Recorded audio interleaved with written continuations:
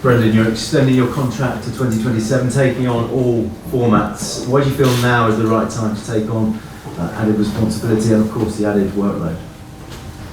Yeah, it's going to be an added workload, that's for sure, but that's right.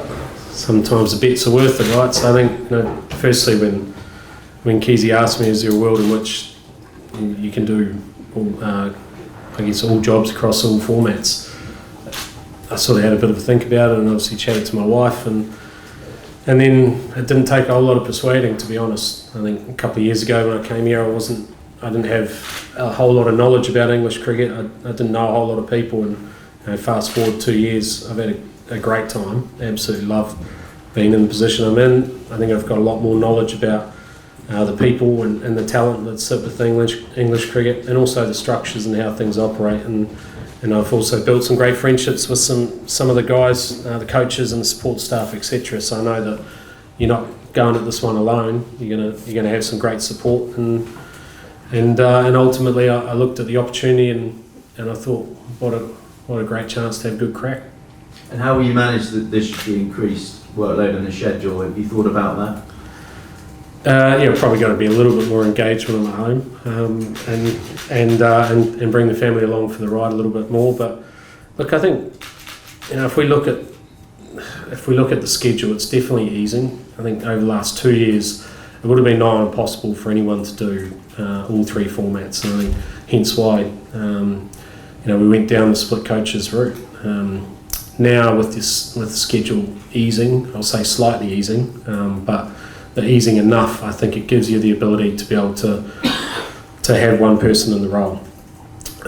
There will be times where we'll have to be smart with stepping players and also support staff in and out, and that will include myself as well. I don't see that as a problem. I think ultimately I'm happy to be governed by the results and be the one that's in the gun if things don't work out. But there's some opportunities there for some of the other coaches which sit within our group at the moment to actually step up and run the team in a head coach capacity, just like Trez is going to do over the next series as well. So I think that's great, because ultimately, when I bugger off in 3.5 years or whatever, you want the next group of coaches or those who that you've been able to bring along to be viable head coach candidates, and it should last a lot longer than the time that you're there. So whilst it's a challenge, I also see it as an opportunity. There's a view that the white ball side is stale, stagnant. Do you agree with that, and how much re-energizing do you think it needs?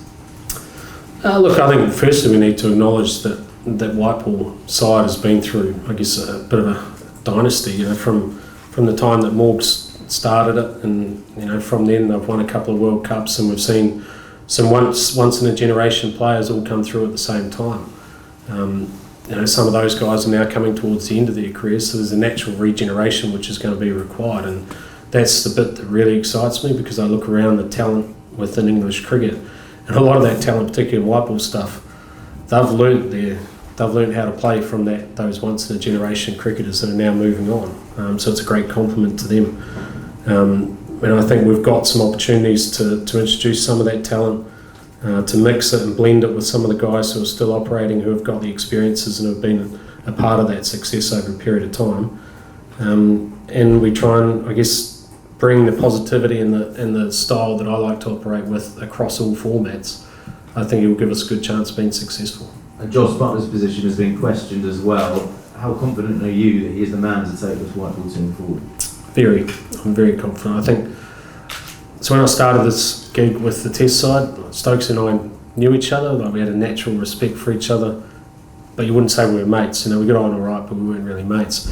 What we've developed over the last couple of years is a very close friendship. We're to the point I call him a very close mate. And as much as you're trying to do this stuff for cricketing reasons and to try and be successful, ultimately you want good friendships and relationships to develop, to last far longer than the time that you've got in the job. Jos and I actually start from a stronger position. We know each other, we're mates, we have similar understanding of similar styles of playing our own game. What I want from Jos, I guess, is for him to enjoy the next few years. If he was to retire today, he'd go down as probably the greatest white ball player England's ever produced. So his opportunity over the next 3-4 years, however long he plays for, while he's captaining England, is to just enjoy it, not protect anything, just get the most out of all those guys around him, keep walking towards danger, play with a smile on his face, and just try and do something which is really cool, which you can look back on and say, gee, I enjoyed those last few years. And that'll be my job, is to keep pushing towards that. And I'm sure our relationship will go from mates, well, I hope our relationship will go from mates to very good mates too. And finally for me, just you mentioned Ben Stokes. Does you extending your contract to 27 mean he will continue as Red Bull captain to 27? And what vision do you have for him in terms of his white ball future? You talked about that again. Skipper and I haven't spoken about that actually, but I'm assuming he's all in. I don't know, but he seems like that sort of bloke. I think, like, he's been incredible, right? And our relationship is fantastic. You never know where the game's going globally and what opportunities will pop up for him, which will challenge him. But I know how invested he is in English cricket and how determined he is to drive this team forward. So I'd assume that would involve him being in charge for that period of time, even though he's building a group of leaders around him that are growing and prospering in those leadership roles too. In regards to the white ball, yeah, why not? Well, I guess we'll see again where he sits. I think he loves big moments and he loves big stages. As we'll have to do with all our players, there'll be times where they can't play everything. So there will be some bilateral series where we simply can't have all of our best players playing at the same time. But when it comes to major events and big series, I think those players are very much in those discussions. Joe, go ahead. Brendon, I'm sure English cricket fans are realistic. They won't expect you to win everything. They'd probably settle for the next 50 over World Cup and the Ashes. Do you think that's feasible? Yeah, we'll see what happens. But I think, why not? Obviously, I love winning as well.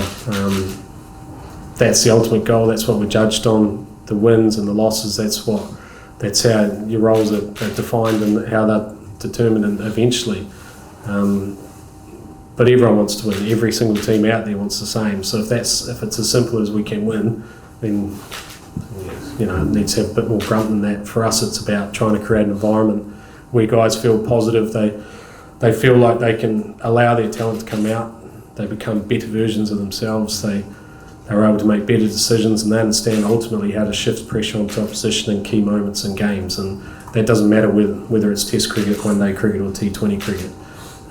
It's able to block out the noise. It's able to be present in that moment, and it's able to be able to hopefully ultimately get success because of the cricketers you become. So look, we'll see where we land, but some pretty good talent around here, and no reason why we shouldn't be in the running. Yeah, I'll just pick up on that if I can. Some really interesting selections. I mean, Josh, here, in terms of what you said at the start about getting to know everything about English cricket. I mean, there are a lot of professional cricketers in England playing across 4 different formats. I mean, do you think there is the structure there to enable you to have the best group of players in the world when it comes to international cricket? Look, I think India's got an incredible resource pool. They just keep producing talent after talent after talent, and they've got obviously sheer numbers as well. But there's no reason with the passion for the game in this country, the history and traditions of the game in this country, the fact that it's incredibly well supported, and the talent structure and the talent pool that sits within this country. There's no reason why it can't be challenging India in that regard for all the major titles. There's no reason why not. I guess that's probably my job. I've got to work out, but there's certainly no reason why not. Great talent sits within English cricket. It's about realising that talent and bringing it together for one common vision. Okay, thanks. Joe, we'll go Rory, Lawrence, and then we'll take a few more. Brendon, you made it clear at the start of this summer that you were rebuilding the team with the Ashes in mind and sort of making some big calls to try and push the team on for that next big target. Is there any danger at all that doing this job is going to spread you a little bit thin and maybe take that laser focus, spread it a bit thin, take you away from that goal? I don't think so, but we'll find out. I think, I think as a player I had a pretty good ability to be able to turn the page because I was very inconsistent. I was able to, and I needed to turn the page quickly. I think that sort of taught me a lot of skills around being able to compartmentalise and to be able to, you treat success and failure in the same breath and not let it affect the vision that you have for the team and the direction that you want things to go.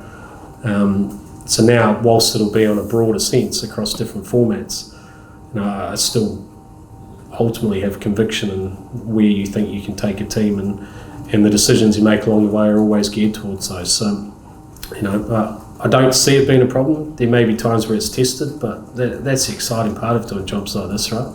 Is you are tested and you are put under pressure at times, and you are challenged about the methods that you have and the vision that you have, and it's a matter of remaining firm to that and still having the clarity to be able to get the players that you've got and the environment that you've got to excel.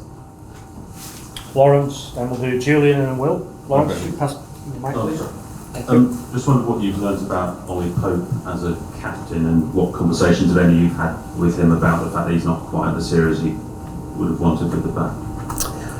Yeah, look, I think Popey, there was only a couple of tests ago, he was scoring runs and playing really well, right? I think you take a couple of options in test cricket and sometimes it doesn't work out. Number 3 is a very difficult place to bat over here. He's done a great job for us over the last couple of years in that position, and he would have loved to have scored more runs since he's taken over the captaincy, but you don't always get what you wish for, right? And he still hasn't, in my mind, hasn't affected his leadership, which is very important. I think he's grown a lot in 2 tests too. I think his best session in charge was probably the last session of the match where he became ultra aggressive and put a lot of pressure on Sri Lanka with the fields that he set and the carrots that he dangled. He's been great. I've been totally impressed with how Popey's been able to handle the job so far, and that's great because ultimately, like Stokes is our leader, and ultimately you need to make sure that the things don't come crashing down if your leader's not there for a series or two. And it's great credit to Stokesy that he's put faith in Popey, and it's great credit to Popey that he's been able to stand up, and there's other guys as well that have stood up over the last few tests in those leadership capacities, so it's good, we're improving. Can I just ask about Jos? You said you wanted him to enjoy himself. Has your sense been over the last couple of years that hasn't been the case? Yeah, he's been a little bit miserable at times, so I think he's not naturally as expressive and as what some may be, but I think he's done a great job, right? He's won a World Cup. He's been, as captain, he's been part of World Cup winning teams previously as well. He's an incredibly gifted player. He's a fine leader. My job is to get the best out of him so that all those that sit in the dressing room feel like they can be 10 foot tall and bulletproof when they walk out to play, and they know that the skipper's going to give them that extra pat on the back and enjoy the ride with them. So it's a great challenge. I'm so excited about it, and know that Jos is too, which is great, and also know that Stokesy's really at peace with and excited about I guess me taking on those roles too, which was a very important part for me too. Julian? Yeah. Since you've taken over as in charge of the test team, you've given a lot of debuts to young players based more on their sort of skill set and sort of potential for improvement, rather than just sort of county averages and domestic form. But even by those standards, Josh Hull is quite some pick. What is it that you've seen in him that makes you think he's ready for Test cricket? Yeah, I think first thing we need to identify, and it's county cricket and Test cricket are probably slightly different games, and if we were putting together a county side, it would look a little bit different to what it looks in a Test side, and hence why our understanding of what counties are doing and the decisions that they make, they might not always line up with us, and that's cool. It's not, we don't do stuff in spite of that. We completely understand they have a different job to do. What we're trying to achieve is bring some of these guys who we see as rough diamonds with incredibly high ceilings, bring them into an environment where we think we're able to shape them and give them the opportunities and hasten the process of them getting to the level that we think they can get at. The talent we've introduced has exceeded expectations, if I'm being totally honest. I think you always hope that guys go well early, but you're not after that instant gratification when you pick them. If you're doing that, then I think you're guessing. We look at these guys and we go, we think they're going to be good. It might take a bit of time, but they're worth investing in. And Zach Crawley was a good example of that a couple of years ago. Some of these other guys have come in have done it quicker than what I thought they would do, and that's incredibly encouraging. Probably testament to the leadership of Stokesy and the leaders within the setup. Josh Hull, 6 foot heaps, bowls left arm, ranges and pace from 80 to 90 miles an hour, swings it not too dissimilar to the likes of Jimmy Anderson. He's 20 years of age, good farming stock.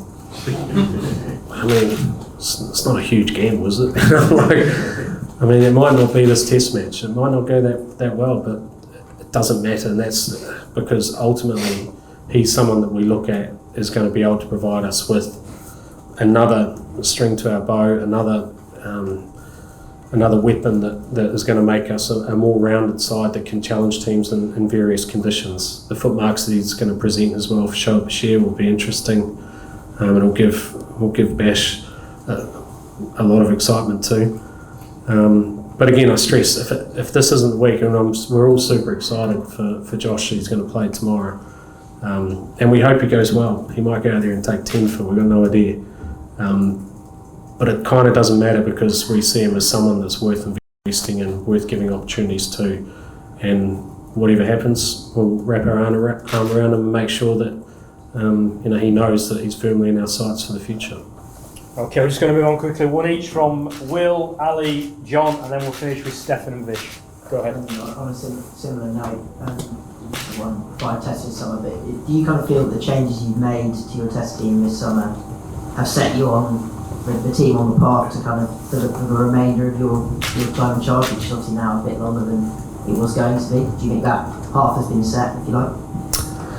Yeah, look, I think if we look back to India and we all sat around in India, those that travelled over there, and we talked about the need for refinement, and I guess what I meant by that refinement is that not so much about we need to stop playing as many shots with the bat. That's certainly not what I meant. What I meant was that we need to look at trying to provide ourselves with a slight freshen up of personalities and types of players that's going to give us more ammunition, particularly with the ball, to be able to compete against the best teams in varied conditions around the world.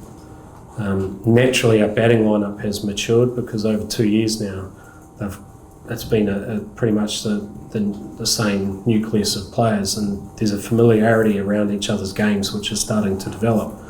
People are happy that Joe Root does what Joe Root does, Ben Duckett does what Ben Duckett does, Harry Brook does what Harry Brook does, etc., etc. It's sort of like we don't all want to be the same when it comes to a batting side. We want these guys to be the best versions of themselves, and from a bowling point of view, we want those varied skills to be able to complement one another to make a strong attack in different conditions. So I think there has been a refinement from that point of view. I think there's been a slight hardness of mentality of understanding when the games are on the line and trying to shift pressure onto opposition. I think we've been tested. It says 5-0. Make no mistake, we've been tested this summer. There's been a lot of test matches where it could have gone either way, and without that understanding of when the pressure is on, the game's on the line, and how to shift pressure back onto the opposition, the results may be different. So that's a really pleasing aspect, along with the emergence and development of the talent that's come in. There's a few reports out of Pakistan that the test series there might be shifted. Have you guys heard anything about that? Yeah, well, we don't really know, but we can't pick a team until we know where we're going to play. So it'd be nice if over the next couple of days we found out, and then we'll sit down and make sure we've got the right team for the right conditions and the right opposition. One each, please, Will, and then John. Oh, sorry, Ali, go ahead. It's actually just follows on from the answer that you were giving about how you've been testing this summer. You have got a chance to win all 6 this summer, which will be the first time you have a sort of 100% record in a home summer for 20 years. I'm just wondering how you kind of view the health of the world game and the international game in particular overall. When you started in the test role, you were talking about trying to breathe fresh life into test cricket. Do you think that's been achieved, or do you have concerns that perhaps there is a gap widening between the so-called big three and the chasing pack?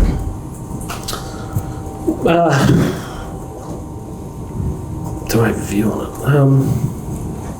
Well, I think we've been involved in some great series, right? I think the Ashes last year was an absolute ripping series. Even India, I know we went down 4-1, but that was a cracking series too, where we had our chances.